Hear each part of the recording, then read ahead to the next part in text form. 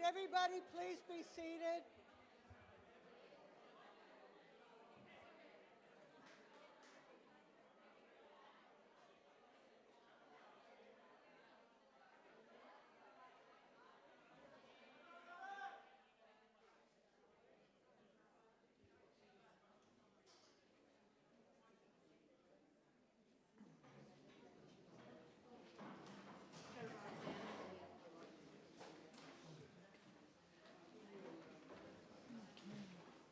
Okay. Welcome back, everybody. I now have the pleasure of introducing you to Dr. Kerrie Piper. She is a veterinarian, and she also specializes in the area of veterinarian behavior medicine. I hope I said that correctly. Thank you, Kerrie.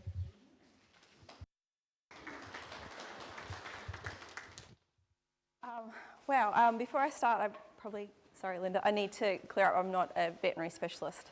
I am a member of the Australian New Zealand College of Veterinary Sciences in veterinary behavioural medicine, which is a rung below specialist, a fair rung below specialist. But all the same, I do practice veterinary behavioural medicine in general practice. I feel really privileged today to be here to talk to you all because you're all such an experienced audience. Often I'm speaking to people that are new to the dog world, but you've got a lot of experience behind you. Because no one here is new to dog training and body language, what I thought is today is I'd touch on the dogs that I guess are going to give us the most grief in class.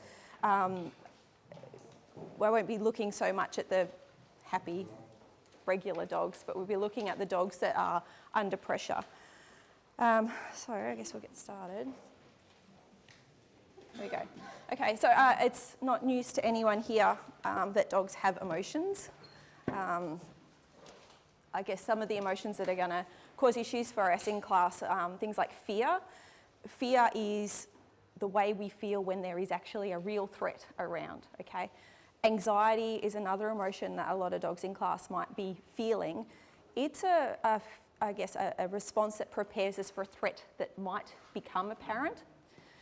So the difference would be if, there's a little hole up there, if a spider dropped out of the ceiling right now, a great big huge one, that's fear, okay? It's big, it's real, it's here, that's fear. If I said to you, oh yeah, there was a whole heap of spiders that came out of that hole this morning before anyone got here, and I don't know where they all are, that's anxiety, okay? You don't know where they are. They could have all left, but they could be under your chair. And so that's the difference between fear and anxiety. I've got stress up there as well because some dogs come in, they're really excited. And good stress is still stress, okay? So good stress, bad stress. And two different dogs will have a good stress or a bad stress in the same situation. It just depends on how they perceive it. And that comes down to the individual. Those three emotions, they have pretty much similar behavioural expressions, but changes in physiology. So the insides of the dogs are changing, and that's why we're seeing the behaviours, okay? Behaviour is more than just looking at, a quick snapshot, oh, that dog, it's showing its teeth, or that dog is wagging its tail. It's more than just looking at a thing on the dog that it's doing at that time. Behaviour, it involves the posture of the dog, it involves the movement of the dog, the way that the dog is interacting with its environment and those around it, and what happens next. What is the function of that behaviour? And that will help us understand maybe why that behaviour is happening as well. It is an insight into the internal thoughts and feelings of the dog, okay? And I always put that at the bottom there, just how much we should think about before we start using corrections in training. We need to look closely at the behaviours that are there.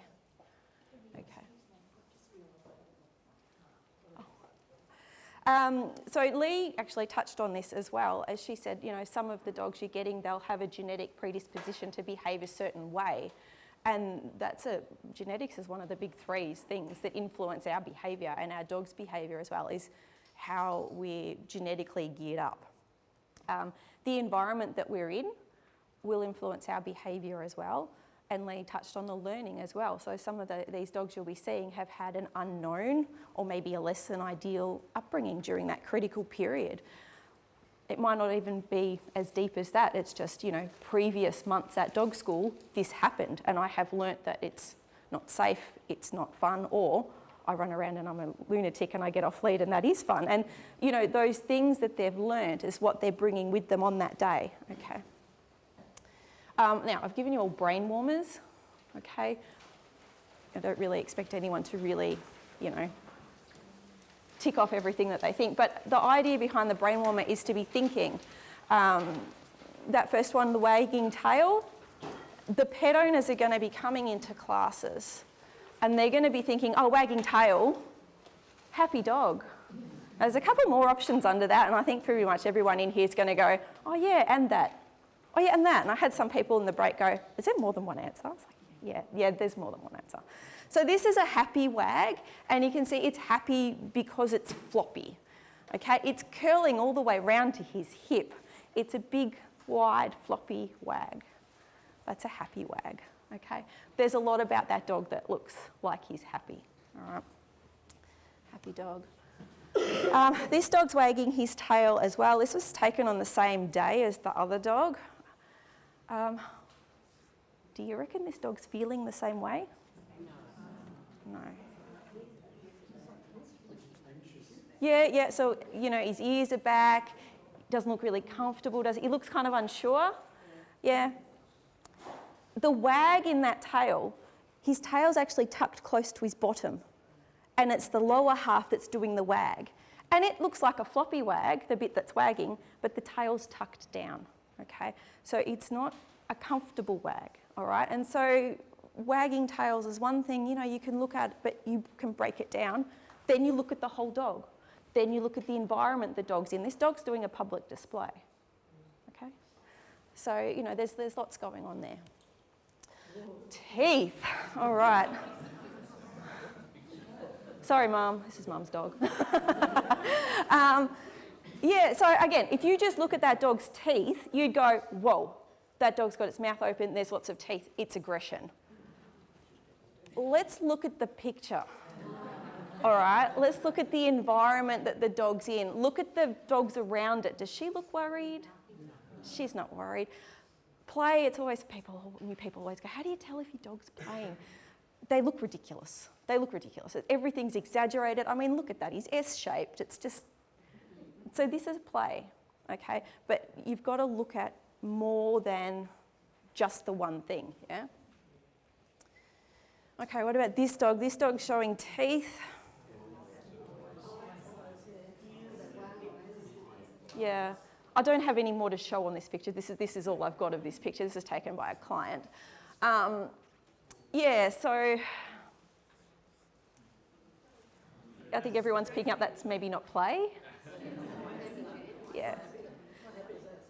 This is fear, okay? So we can see the whites of the eyes, the teeth are being shown, his ears are pinned back. He's making himself small. Do you see that? He's down low. So frightened dogs often go low, they go round, they're rounded shapes. You can't see the rest of his body, but I can bet that he doesn't have his back legs stretched out. I'm sure they're all tucked in, making himself round. Another dog with teeth. This is one I pulled off the internet. Thank heavens I haven't met the dog in this mood. And certainly I wouldn't be taking photos if I did. So, play, no, fear. Yeah, it could be barking. Looks angry. So what about it makes it look angry? The eyes. So it's staring, but it's got the little furrows in its eyebrows. You can see its eyebrow furrows. Yeah. Now I've got another one that's pretty similar, and again, off the internet, it's a wolf. So same sort of setup. You've got its face, it's looking square on, it's got its mouth open, it's showing its teeth. Less intense, yeah? You can see that. So his eyebrows, his eyes are soft. If you just look at his eyes, he's still got his thinking brain on, he's thinking, okay? This guy, not so calm, yeah. So aggression is a communication tool by dogs, okay? And this guy's using it really well. He says, no, dude, I'm not okay with this, sort yourselves out. You know, and it's a calm warning, it's a visual display. I don't think this wolf has got intention of going in there as long as they sort themselves out. So keep that in mind too. Even when you're seeing teeth and it's an aggressive display, what's the intention of the behaviour? What happens next? Yeah? That's your question? With the eyes and the Rottweiler, Yeah. is that an automatic response of a dog that's going to an aggression if the eyes do go tight, or is it just something that a voluntary that they can control? Yeah, so the question was how much of the facial expression can the dog voluntarily control? I think that things like pupil size and shapes of the eye is involuntary. It'd be like us when we get really angry. You know, we can certainly put it on, but when we're in the moment, it's involuntary. And the same with this dog. This dog doesn't know it's doing this with its face. And the same, the wolf doesn't know it's doing that with its face. So these would be involuntary things that we can use as information about their emotional state. Yeah. Okay, and then there's these guys, which we see these sometimes. Yeah, so. Okay, hackles up. Apologies for this photo. I took this the other day walking down the street with my kids. Yay. So this dog's off lead. It's started coming at us. It was barking at us. Its hackles are up. Its tail is still, and it was coming straight at us. We did the whole, and it just stopped, and it stood there, and that's when I picked up my camera and went doing a behaviour talk, take a photo, and it eventually retreated back to the car is where it was actually coming from. I think we can pick up the body language of this dog is a little bit hostile. He's not exactly friendly. You've got ears forward, hackles up. Okay, the next pictures are off the internet, so you can see the hackles a little bit easier. So the hackles, the fur on the back of the neck, you can see this guy because the collar pushes the fur down. He's really hackled up. He's standing still. His tail is up. I think maybe a little bit feathery as well. How's this guy feeling? He's not the same as that guy.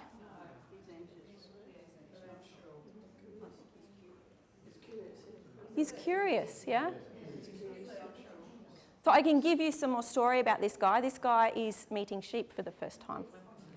Okay, so he doesn't quite know what those fluffy things are over there, but he's interested. He thinks he likes them, but he's unsure. Hackles go up, okay? And then this guy.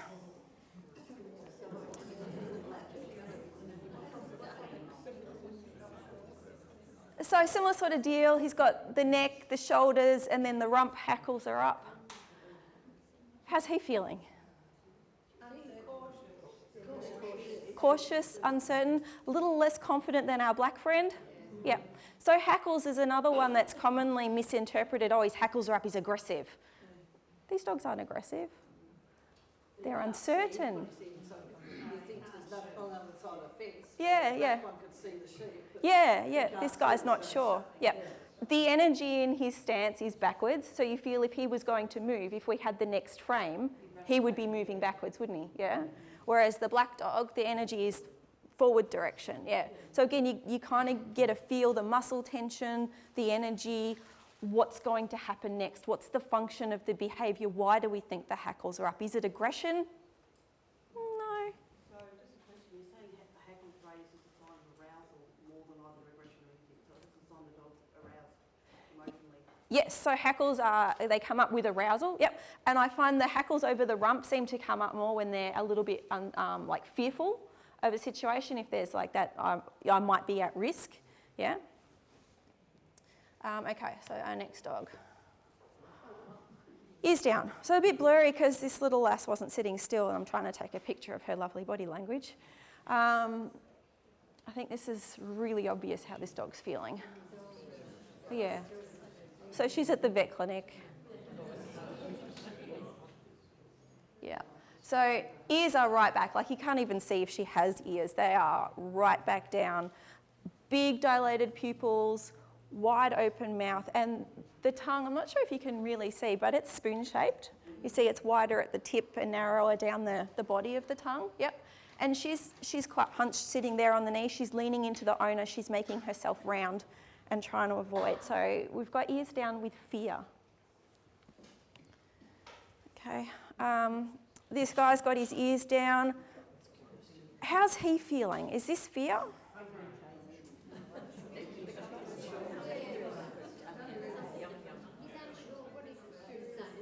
He's curious, yeah. So he's put himself in this situation. He's actually got the lamb cornered and he's gone, oh, I don't really know what to do now. Oops, socially awkward situation, yeah. So we've got our ears down because he's uncertain. He's not feeling overly confident. His tail is up and out. He's not making himself round. He's still moving forwards. So no, it's not fear. I'm going to draw attention to the tongue flick because I don't have many others in the picture. I did a heavy cull on pictures. Tongue flicks. We're going to look at oral behaviours later, but he's got a tongue flick happening. So he's put himself under pressure. He's done it to himself. He's gone, oh, there's a little lamb. I'm going to go investigate. Oh, I should be doing something different. I don't really know. You know, it's a bit socially awkward. But ears down, okay? All right, same dog again. Sorry, guys. With a whippet, they've both got their ears down. Is this fear? No. Is this social awkwardness? No. What is it? Play. Yep. And again, we can tell it's play because the collie in particular looks a bit ridiculous. He's almost off balance. You know, the whippet's ready to run. And so this is play. So ears can go down with play. Yeah, he is. He's half bowing, yeah. Is that a little bit of submissiveness as well? So I'm just playing and not meaning to... There's polite inflections in play, so they constantly check in with each other. And so, yeah, the ears will be moving. Sometimes they might be right up forward when the confidence in the play increases, and then they come back. The whippet here is just a pup, I think only 4.5 months old, and the other bloke is an adult entire male, so, you know, easily intimidating for the puppy. So he's being very polite, you know, I'm just going to play very gently and put my ears back. As they got to know each other, the ears came up and play got rough. Okay, so here's a dog with its ears down. Is it playing? No. How's this dog feeling?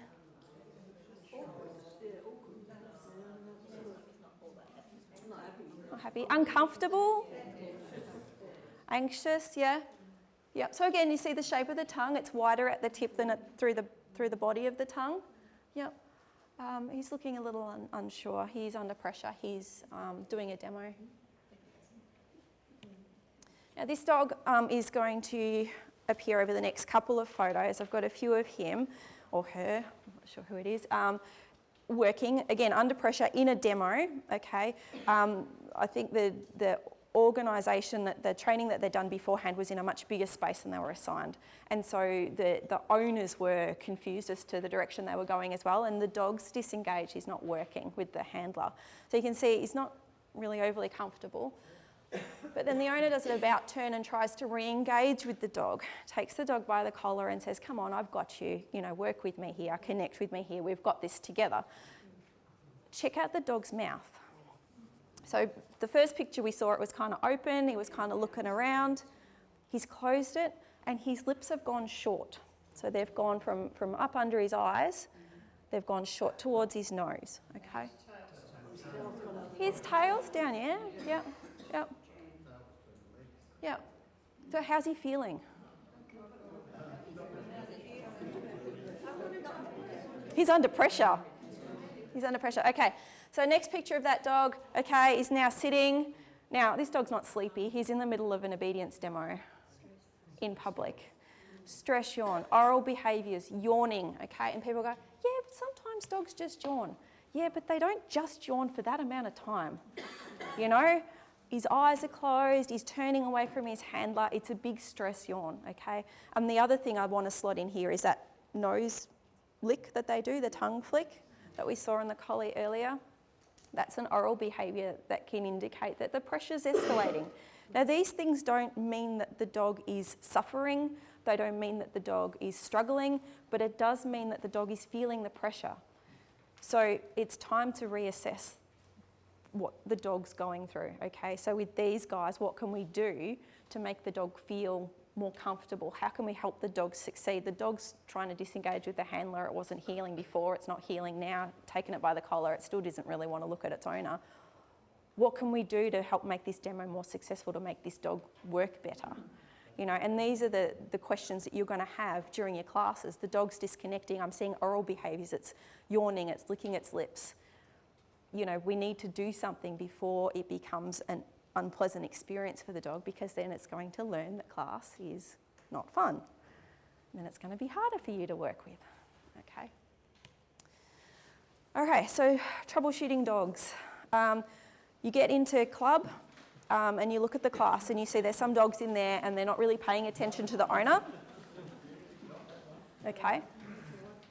They're sniffing, they're pulling, even if the lead's given a pull, even if the owner's saying, hey, look at me, the dog's like, no. Some might be just lunging and barking and the owner's, wrangling them like this. You might go, off lead time, we'll unhook the lead. Okay, everybody, are you ready? And the dog's gone. That happens. All right, I'll pull out my treats, I'll try and feed it. And then suddenly it turns into a piranha fish and there's, almost bloodshed as the dog's snatching the treats out of the owner's hand. This is what the owner's seeing. The owner's feeling embarrassed, the owner's feeling stressed, the owner thinks their dog is being bad. You guys look closer and what you actually see is these dogs are tense. They're on the muscle, okay? They're making hard, sharp, fast movements, okay? The dog's tail is wagging, but it's not that floppy wag. It's not a relaxed wag, okay? What does a wagging tail mean? A desire to interact. You look at the rest of the dog to work out the nature of that interaction, okay? The dog's got some hackles up, it's panting, its mouth is wide, you're seeing some yawns, it's got wrinkles over its eyebrows, and when the dog is sniffing, he's actually got his nose down and then he flicks his eyes around. So you see the whites of his eyes showing. And when he snatches the treats, you see the same sort of thing. The whites of his eyes flash again. So you're seeing more than what the owner sees. It's the same dog, but you will pick up on more than the owner. And so you're going to need to counsel the owner, look, your dog's under pressure, okay? And you can maybe inform the owner what you're seeing, how it differs to what they're seeing. It's not a bad dog, it's a dog under pressure. Okay? So the unruly behaviour has an underlying emotional cause. The dog's not being bad, he's stressed. Some stress might be fear, some might be anxiety, some might be that just ridiculous level of excitement. Okay? A lot of dogs have all three, some might even have more. It's a tangle of emotions. When they get to dog club, it's just like crazy. Okay, there's a lot going on. And the owners are there to teach their dog and suddenly their dog's changed. It's not the dog that I have at home, it's this, and it's being bad and everyone's looking at me, So the owner needs to know that the way their behaviour is will influence the way the dog will behave. So if they can remain calm, give the dog space, maybe feed it, put it in a better emotional state, the dog's behaviour will change. Okay, and that's something that you guys have probably heard it too. Oh, you can't feed him, he's being bad. Don't feed him. It's like, well, he's not being bad, he's in a bad emotional place. So you take him out, you give him the food, fix his emotions, his behaviour will get better, and then he can learn, yeah? Okay, so that's your job, talk to the owner. And what would punishment do? In a dog that's jumping and barking and showing the whites of its eyes and sniffing and disconnecting, if you give it an almighty correction, how's that going to make the dog feel? Yeah, it might make the behaviour look better. He would stop lunging on the lead if you gave him a decent enough correction, for sure. It's not going to make him feel better, and you're still going to have that disconnect, okay? So I've got a couple of photos now. This is a series of 3, and I'm just going to flick through them like this, and then I'm going to flick back. There's a bit of a story going on with these 3. What are we seeing? Shall we start with the first dog, the dog with the green ribbon? How's he feeling? So we go through the 3 photos.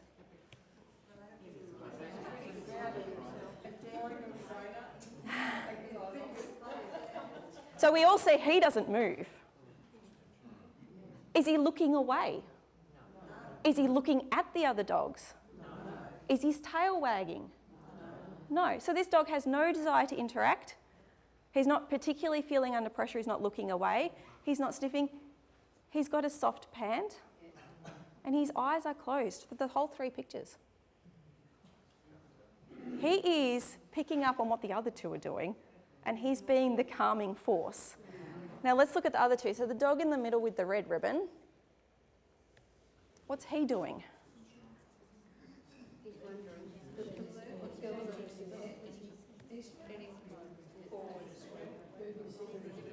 Yeah, I like this. I think this picture sums up the middle dog the best. He's obviously been left on a stand stay. He sits. When a dog sits, it's to calm the situation, okay? Sit is less confrontational than a stand. A down is less confrontational again. He decides to sit. He's under pressure. He's had a sit. His ears are back. And in one of them, is he the one that does the lip lick? No. No, the other one does. Yeah. So he's under pressure. He's uncomfortable. I think if he could look away, he would, but he's got a dog either side of him. So he can't really look anywhere, okay?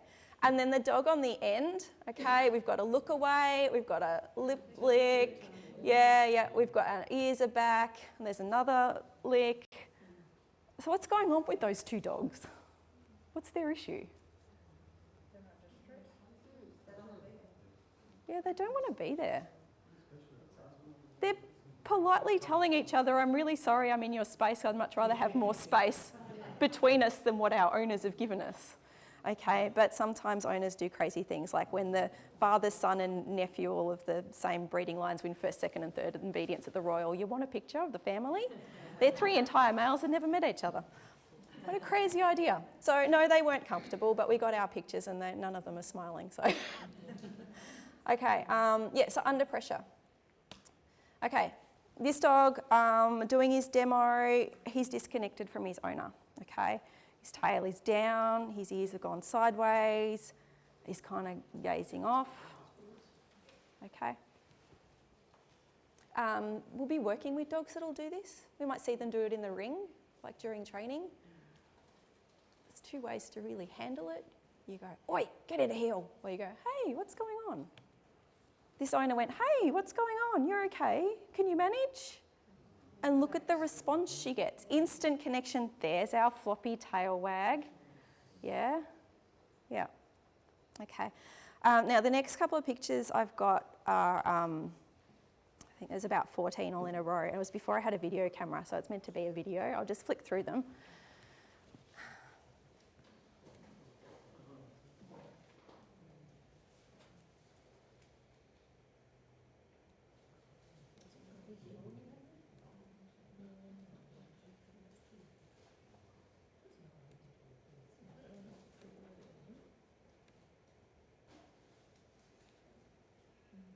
Who wants to sum up that dog? Oh.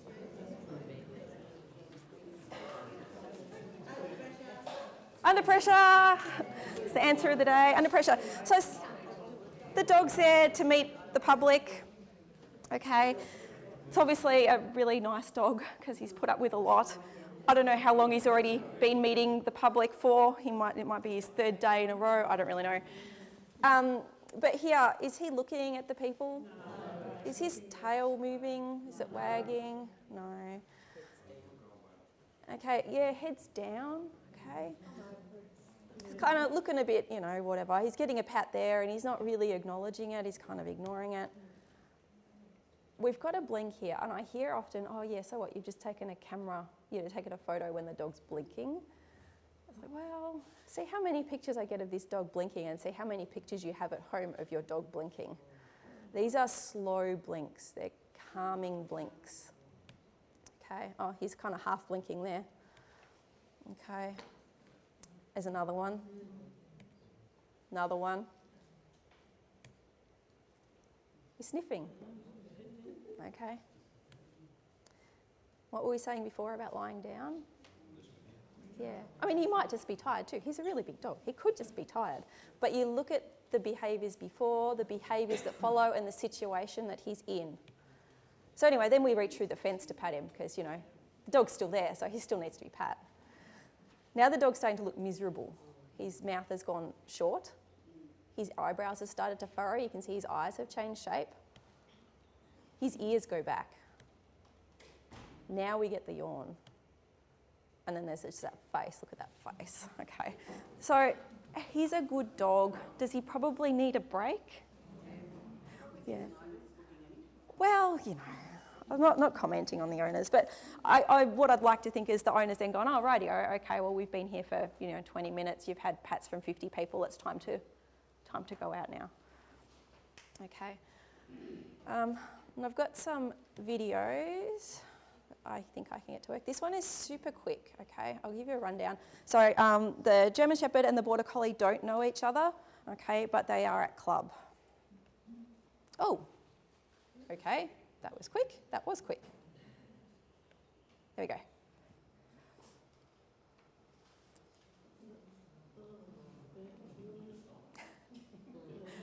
What's the commentary on that interaction?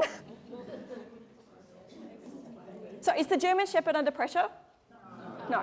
Is the Border Collie under pressure? Yes. Little pressure? Yeah. No. Big pressure? I think little pressure. I think the Shepherd's being polite enough. But the Shepherd's there, oh, hi, nice to meet you. I'm going to sniff your ears and sniff your shoulder. And the Border Collie's looking away. We've got to lean away. We've got to yawn. The Shepherd goes, oh, you want me over here? And then the Collie's like, yeah, and he's come back to his owner there. So there's little things like that happen all the time at club. And I'm lucky to have this video actually because it just shows, they're just people talking with friendly dogs, calm, relaxed, friendly dogs. And we're just chatting. But this is what's happening behind our backs. Our dogs are interacting and our dogs are talking. And are our dogs having a good time? But it's the humans that talk and don't watch what their dogs are doing. Yeah. Until something happens and they're like, oh, shit. And then, we don't know. Okay, all right, another video. This one's a bit longer. So this is a second-hand Kelpie.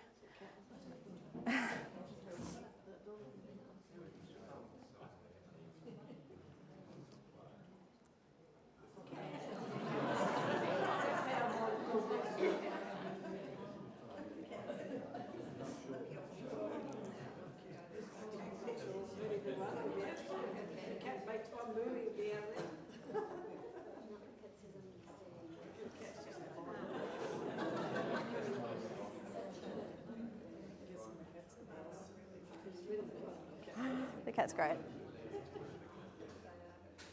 Okay. So what sort of behaviours did we see? Because we get an overall feel. We can see, we get the feel, oh, the dog doesn't really know what it wants, It's kind of, But what behaviours are we seeing the dog do? We see a play bow. Now, if I pause it, I can't pause it on the play bow. Let's try again. Okay, so there's our play bow. Where's our tail? Are we round? We're a little bit round. So play bow, yes. Is it play? Maybe. Could it be a displacement behaviour? Could we be fiddling? Are we anxious? If that cat got off the bed to play with the dog, where would the dog go? And we can tell that because the way the dog is moving, the feel, when you look at the dog, you know it's going to go backwards. So, I'm not entirely convinced this is normal play. The tail wagging down low, do you see that? Checking in with the owner that's there, okay? His ears are up, his hackles are up, so, he's alert. He's certainly curious. He keeps checking in. We end up with barks at some point too.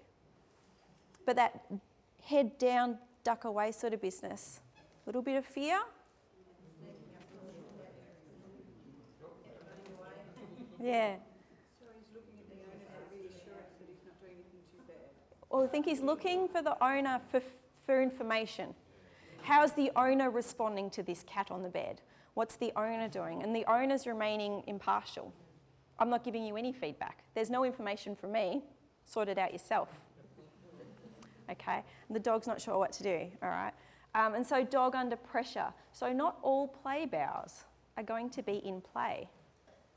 Mostly, sometimes they're stretching, but sometimes you get these funny little things that are, when dogs aren't comfortable, they resort to these fiddle behaviours. And we're talking about the rollovers before. Some dogs will roll on their back and you go, oh, look, normally she doesn't like to meet new people, give her a belly rub. And then suddenly Out of nowhere, she bites. The rolling over is displacement behaviour. I'm not comfortable, I don't know what to do, I'm under pressure, I'm going to do this. So look at the behaviours leading up, look at the environment, know how the dog would typically react and say, hang on a second, that rolling over, that could be a trap. This play bow, that could be a trap. Is the dog really playing? Have a look at the movement. Do you think the dog wants to play? Maybe one day, but not then, okay? So it's interesting, it's all very tricky. Oh, hang on, there we go, okay. All right, so back to the collies again. So I'll give you a rundown. The dog on the floor is a bit sensitive, okay? The dog standing up is a bit rough, okay? They do sometimes play, but she is going to ask him to play, and I want you to have a look at him.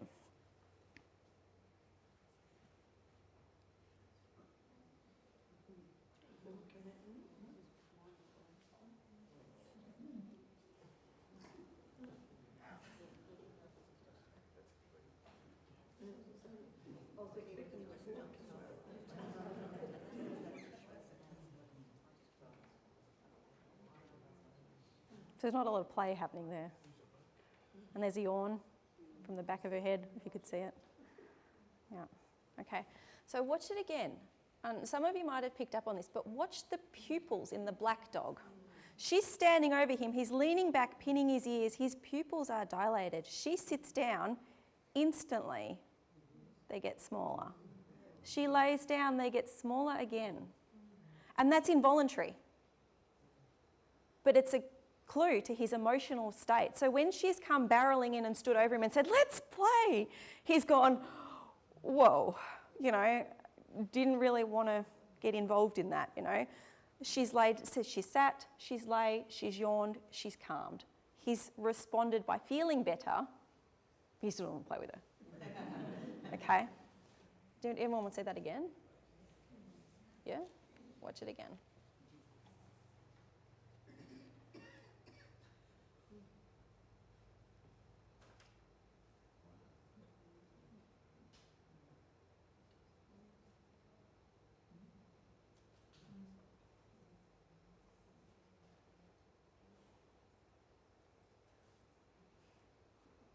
So it's a desire to interact, wagging tail, floppy wag, yeah?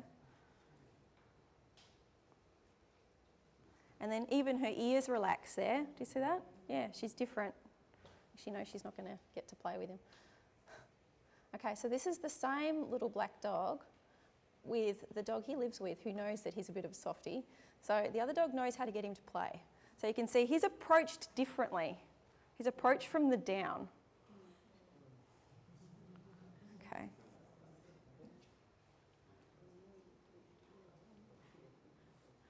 Then he plays a bit of hard to get.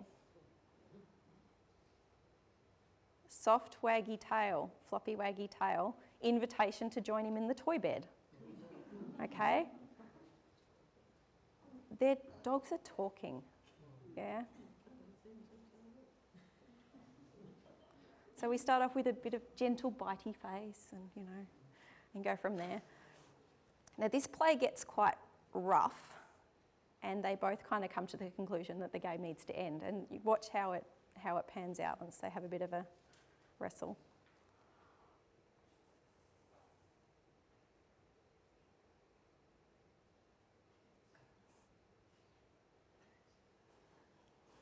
Yeah, it goes on a bit, but you know, dogs.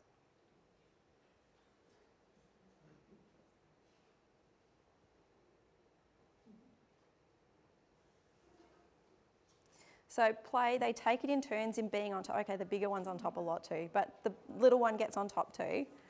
So, you know, it's play. But it got a bit rough.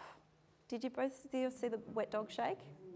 And then they kind of look at each other and go, oh, I should have videoed them next couple of seconds, but he left the room and the other one went the other way. And so they start off really gentle, introduction to play, here's the toys, bitey face, big wrestle, I hump you, you hump me.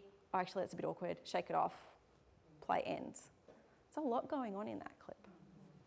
Okay, They're quite complicated. So it's a lot to take on. And when, I don't envy instructors, you're in there with people that don't know what they're doing, with dogs that don't know what they're doing in a group. And you've got to like see what the dogs are doing, see what the owners are doing, and then try and act as a translator and still get the best out of the dog. It's a big job. So anyway, I hope you've picked up a few things from today that might make it a bit easier. Here's my dog under pressure. He's got to rescue the baby from falling down a well. I thought, oh yeah, under pressure. But take-home messages, dogs behaving are often dogs that are talking. They're not always. Sometimes dogs really do just have an itch, you know. Sometimes they really do just want to smell that smell. So it doesn't always mean something. But a lot of the times when you've got those dogs misbehaving in class, there's going to be a reason for it, okay? Changing our behaviour will take the pressure off the dog and they will change their behaviour, okay? Dogs that feel safe and calm will learn better, and that makes your job easier. And so even if, like what Lee was saying, you break off and you have a sniff and then you come back, if you need to do that with all the dogs in the class or just one of the dogs in the class and come back, if that's what it takes to keep the dogs calm, they're going to learn better. And so, you know, I just hope you can pick up on a few of those things we've talked about today.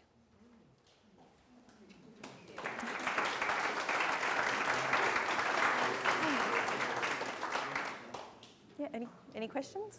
Are there any questions for Kerrie? I think the dog communication is really important, isn't it, for them to know how to behavioural determinants, but are there some dogs that don't learn those behaviours, like maybe they're taken away from the litter too young or something like that? So the question is, are there some socially inept dogs? Yes, there are. And they can learn basic manners. So that 3-second meet and greet thing that Lee was demonstrating, you can teach a socially inept dog how to approach another dog calmly and then retreat on cue. So you can take away that ridiculous, you know, I have to get in your face to love you because you can teach them appropriate responses. You might have to work a bit harder if you had a dog that was appropriately socialised and knew about reading other dogs' social cues and things like this. You may have to be that dog's translator. I've seen that happen a few times where you go, no, that other dog, he says no. You want to come with me? He says no. You know, and they don't always pick up on that. Yeah. I don't mean to pick on any particular breed, but I'm finding that Labrador is very challenging in that regard. They're just barreling up, friends with everyone. Yeah. And a lot of the time that it pays off for them because they're Labradors and they're cute and everyone kind of goes, oh, it's just a friendly Labrador. They get away with it some of the time and it works out, and that's reinforcing to them. So we need to say to the owners, the way your dog greets other dogs is rude. He's going to get himself in trouble. You need to make sure that it never happens. You stop him greeting dogs unless he greets dogs according to the social rules that we think is appropriate at club. You know, and so we've got to kind of come down hard for the consistency. We've got to be consistent for the dogs to learn. Yeah. Yes? When the dogs are playing, and then one dog clearly wants to stop playing, and the other dog keeps them going. Actually, I'm thinking of the home situation. Do you separate them? So the question is, if one dog wants to end play and then the other dog can't and continues to play, do we have to intervene? Yeah, I think it's useful to do that. I think it is. Yeah, I mean, just put yourself in your dog's shoes. It's like, no, I'm trying to do some work, and then there's that person beside you talking, and you're like, I'm trying to do something, you know, and they're talking, and then the boss walks in, and you're like, oh, quick, everyone do some work, you know. So you might only have to stand there and be a presence and go, hey, he said no, you know, and that's something that we do often with puppies as well, like while they're learning and then the adult dog says no and they've done the polite, I've said no, without making the adult dog completely, you know, go nuts. You can say, hey dude, do you want a distraction because that dog said no? And the puppy will start to learn when that dog does this, I do something else, you know? And so you can definitely step in, yeah, for sure. And a puppy, yeah. Yeah. Yes? Sorry, Del, does it come down to the puppies are being taken away from the mother earlier, like at 8 weeks old? Have they learned the social behaviour of dog on dog? It makes a big difference if if they've got a litter, like Singleton. Sorry, the question was, how likely is early separation from the litter going to result in these sorts of inept behaviours? Yeah. It plays a big role. Genetics and learning also play a role in behaviour, and so some dogs, perhaps the strain of Labradors that is around where you are, maybe there's a genetic component that they're very confident and friendly dogs, so they go barreling up without asking many questions. And so the genetics will play a role, as well as the socialising and the learning components that they've been exposed to. So large litters, you know, it's always a problem when you've got a singleton litter, or when you've got a litter of 3, because then 2 you get on 1, and you know, you've got to manage. So yeah, it's hard work being a good breeder. Yeah. Yeah, Thank you. yeah, it is. There's a German Shepherd. Do they have the same signals as a Rottweiler and as does a Labrador? Ah, good question. Yep. So do different breeds have different communication skills? Yeah. No, however, they do have different abilities. I find pugs very challenging to hear. They don't move their faces as well as other breeds. They got the ears, but the noses and even the eyes are different. Just the way that they shape. Poodles, trying to see hackling in a poodle. And the doodle breeds, hard to see these things. But they still all use the same, you know, and you see like the dogs that have the bob tails will wiggle their bottom more than a dog that has an actual tail. So a lot of the times they learn what their handicaps are and can, you know, manage differently. Dogs are pretty forgiving, as we know, you know, like we can look however we want to look, and they seem to know that we're still people. You know, you can dress up or wheelchair or walking frame. They still know that we're people, even though we move differently and walk differently. And so they still will know that it's a dog that will speak dog, even though it might have different characteristics and different abilities, I guess. Yeah. Ooh, lots of questions. Yes? If you've got what you think is a fairly aggressive dog standing literally over the top of another dog, and the owner is at some distance, what's the best way of separating them if the more submissive dog is sort of basically on the ground? What can you do in that sort of circumstance? That's a really tough question, and it would vary depending on the education of the dogs, the intention of the interaction, as well as the environment it's in. Because if there's going to be other dogs fly in, then you're going to need to move quick. If the dogs have got a really good recall, I would recall the dog on top. If they don't have a recall, you're going to have to just play it by feel. That's a hard one. Ideally, you try and prevent those sorts of scenarios happening. You would see the body language building up to that. The play is not even. One dog is always after the other dog, it doesn't turn, and things like this. So you'd look at preventing it. Once it's happened, I don't know if there's anything I can say that would be safe in every situation. So I probably can't give advice on what you would do then. But if you look at the intention of the interaction, so if the dog underneath has, you know, just been ridiculous, and the dog on top is giving it maybe a deserved correction, you would wait for it to diffuse, and they would diffuse themselves. But if the dogs that don't know each other and there's an issue, and one dog has just pinned another, yeah, I think if there was one way to fix that, we'd probably all know it. Yeah, because quick movements can cause quick movements, and slow movements can not be quick enough. And yeah, recall would be your best bet. Dogs shouldn't be off lead unless they've got a recall. In that situation, I sort of wonder that a human interaction might actually make it worse. Yeah. A lot of the time, if it's just dogs sorting things through, letting it diffuse, you know, is an option, but it depends. It depends on so many variables. Yeah. Yes. I have a question.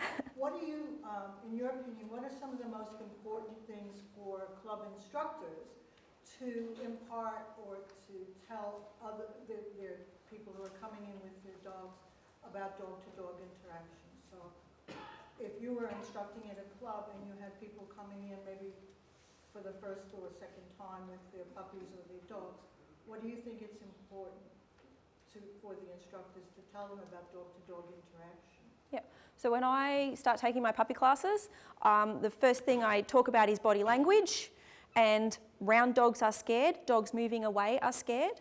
okay? And so you need to watch your own dog. If they go round, if they move away, then they're feeling scared, and it's your job to remove the pressure, remove them from the situation, give them some food. They also need to watch the other dog that their dog's interacting with. Is the other dog going round? Is it looking scared? Is it moving away? Is it getting snappy? Because if it is, that's still your responsibility to move your dog away. And so that's probably the real basic puppy 101 thing. Look at what your dog is feeling. Look at what the other dog is feeling. And if it's anything but fun and play, move away and give them food. Yeah, and that's pretty basic stuff. Yeah. Yes? When would you suggest to a person whose dog is fairly aggressive that they should take them off to see a vet about getting them some medication to calm it down? That's a really great question. So the question was, how do we know when the problem behaviour, such as aggression, is beyond the abilities of a trainer? When do they need medical help, veterinary help? If the problem seems like it's, you could reason that, oh yes, that dog is being aggressive because the other dog eyeballed it, or that dog is being aggressive because it's excited, and you move it away and it self-settles, you remove away the target, the aggression, and it self-settles, then you're going to be looking at maybe we can manage it, maybe we can do training stuff. If the aggression is unpredictable, unprovoked or abnormal, maybe a high intensity directed towards people, I'd be looking at referral then.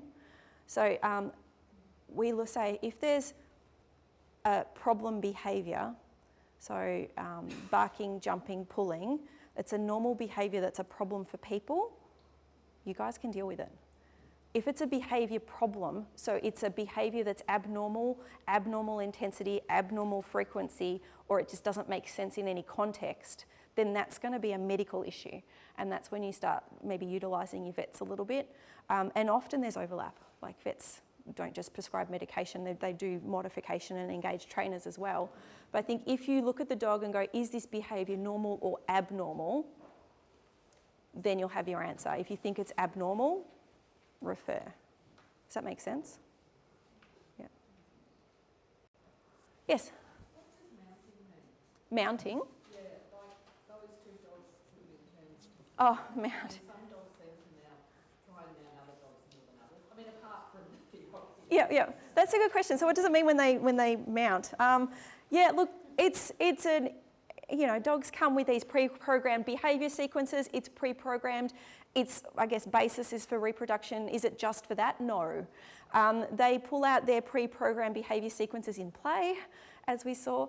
And sometimes it can be self-calming, self-soothing, or it can be a displacement behaviour as well. If they're feeling under pressure and they have their item that they like to hump, that's that thing. If you try and take it off them and it's a displacement behaviour, you may elicit an aggressive response.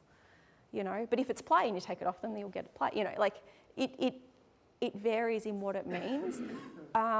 Historically, people have used it as a way to identify a dominant dog, and I don't really think I think it's more complex, more fluid than just putting it in a box, that dog is dominant.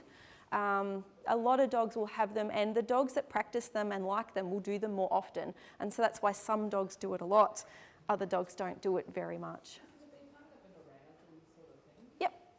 So they get to a certain point of arousal. But what you said was it's a calming thing. So maybe they get to a point of arousal, start doing it, and then Calm themselves down. Yep. unless they just keep going. Yep.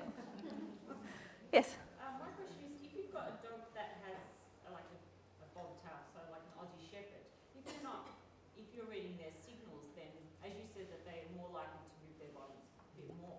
So are they better than at using their facial expressions to tell us how they're feeling, or is you just got to read your dog better, or learn how to read dogs like that better? I think, just spending time with them and you'll pick up on the subtle things if you're looking for it. I think that dogs that are, I guess, restricted in one area don't necessarily overcompensate in other areas. Some may, but it'll be individual, yeah. Is that everything? Sorry, Dom, can I just ask, for the breed of dogs that have got perky ears, right, Yep. so they're always up, and I've been sitting here trying to think, because I have one of those breeds, do they flatten Yes. Oh, they do? All right. Yes. I'm just sitting here thinking, I can't remember Yep. Jasper being stressed and his ears going flat. They're always up. Straight up, yeah. Yeah. I mean, we saw the shepherds have a whole, like the shepherds in the slides were very expressive in their ears today. Kelpies, was yours a Kelpie? Mine? Yeah. No, mine's in the Western Malmo. Oh, okay, yeah. But the Kelpies, I find your working Kelpies, their ears are up all the time because they're always information gathering. They're always going. But you notice when they're coming in and, you know, they're excited to see their owner, they go right back. So But yeah, you very rarely. would go flat against their head, not. Yeah, they go flat against there. They kind of, they turn, yeah. Never noticed on a pretty much stressful situation and watch. Play. Oh, yes. We have a online question. How do you suggest we approach handlers who don't perhaps believe that their dog might be disrupting the rest of the class? Oh, that's handler psychology. Ooh. I would put it back to them. How do you think your dog is going? Because if their dog is upsetting the rest of the class, their dog is obviously not learning quietly. So I would bring it back to them. How do you feel today is going for your dog? Do you feel your dog is getting things that it needs to get out of this class today? Because I feel perhaps your dog might do better if we did it this way. What do you think about that? Let's try it for this next section, and then we can come back and reevaluate. So I might look at it that way. And owners, they don't really care what anyone else's dogs are doing. They just want their own dog to be awesome. And so bring it back to them. You know, how, is your dog awesome today? Because I think we could do better. And I think you'd motivate most people that way. Yeah.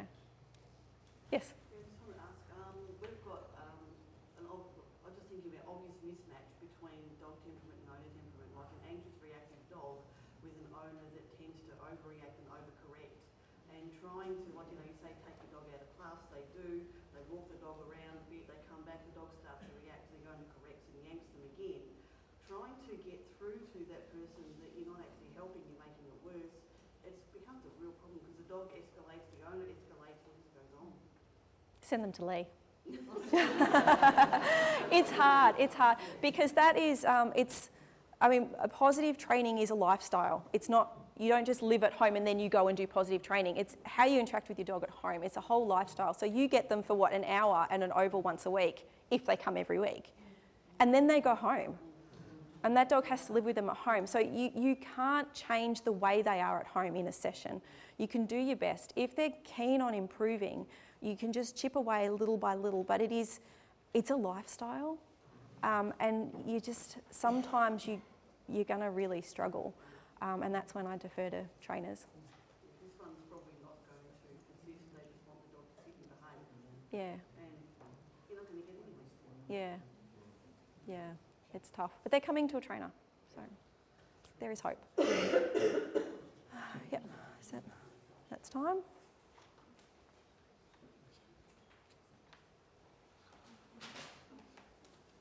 One more? Last one? What does licking mean? Like one of the dogs was licking the other, the German Shepherd was licking a Border Collie. Yep. So was that a friendly gesture or was it a sort of a calming gesture or a different thing or the above? I guess they lick for a lot of reasons, and I think the big picture is it's information gathering. Okay, they're gathering information. It's not an assertive sort of thing. You look at where puppies come from, and they lick the adults, you know, to gain attention, to gain meals. It's, you know, that sort of, you know, and so it's a friendly. It's often a friendly sort of thing. It can they do lip lick and nose lick if they're under pressure, as a calming thing. But I mean, the two collies that ended up playing together, the one that wanted the play was licking the quiet one, the calm one. And so I think it's a friendly way to approach. Yeah.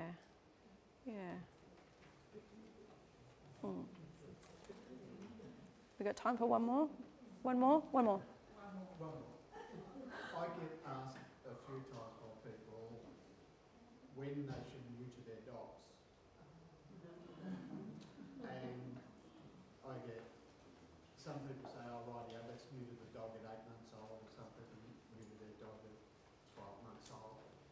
And I often tell them, rightio, if it's a female, let it have at least 2 goes at it, and it's up to you whether you want to. 2 seasons, that's it. 2 seasons. Got 2 goes at it. Geez, I'm good with words. And with males, I often say, well, it's really your choice.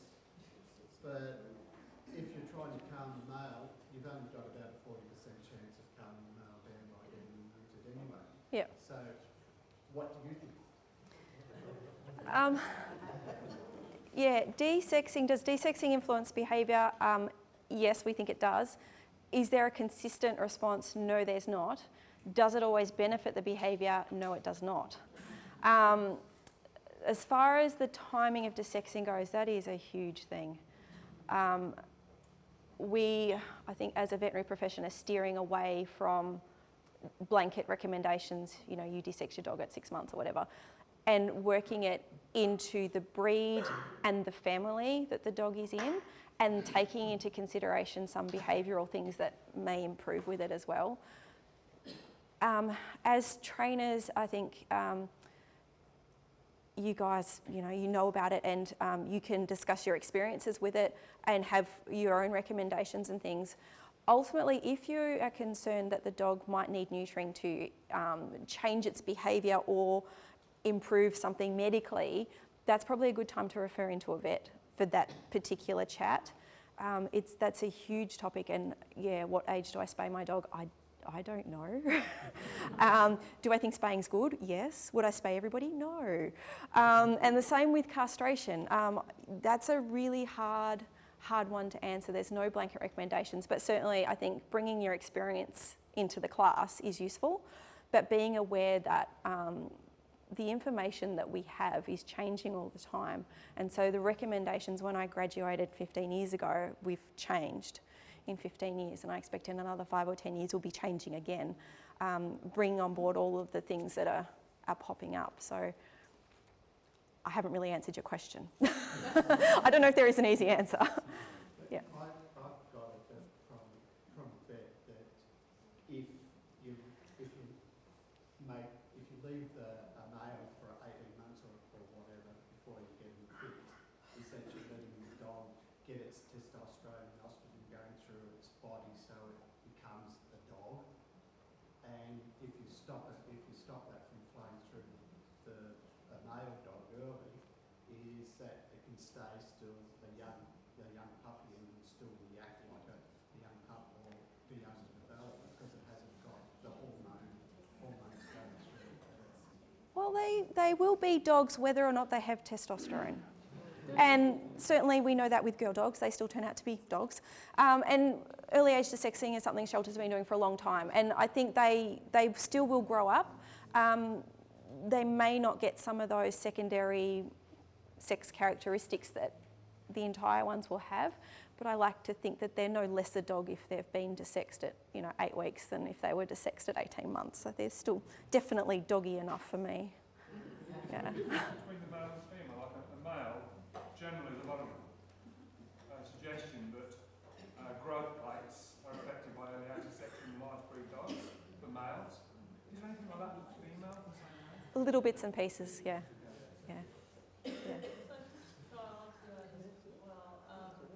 My understanding also is that if you've got, say, a couple of females in your home and they're not getting on, one's being aggressive, that perhaps if she was desexed, that she would calm down. And my understanding is that it could actually make it worse. Yes. Yes. There's some work that has said yes, that desexing can make it worse. It's an area that needs a lot more work in, but yeah. We had 2 girls in a class, and they were both entire. One got desexed and come back a few weeks later, and these 2 dogs are best friends. When that other dog came back, wouldn't have a bar of it. Is it like a smell thing that I don't know. Dogs are complex creatures. Complex creatures. Yeah. I don't know.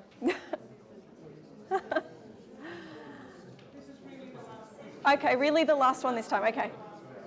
Just a quick simple question to go throughout your talk, which was fantastic, thank you. You've talked about referring on to behaviouralists. So for us as dog trainers who are spread out across the state, I imagine, is there somewhere where we can see where the behaviouralists are in our area? Is there something on the ADA website or somewhere where we could look for that? Yes, you'd look for the Australian New Zealand College of Veterinary Scientists.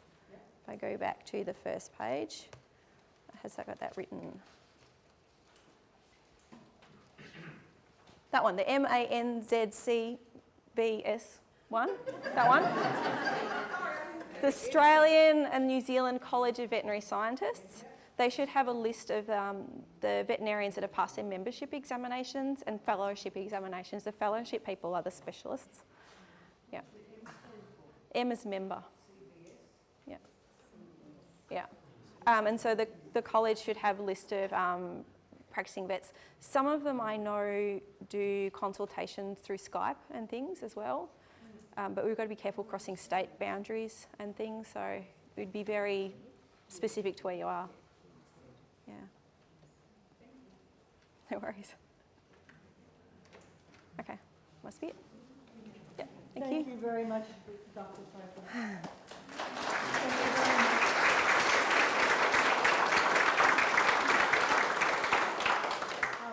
We're going to have a lunch break now. There are restaurants, fast food places in either direction. Down there's a Subway and a McDonald's and 1K.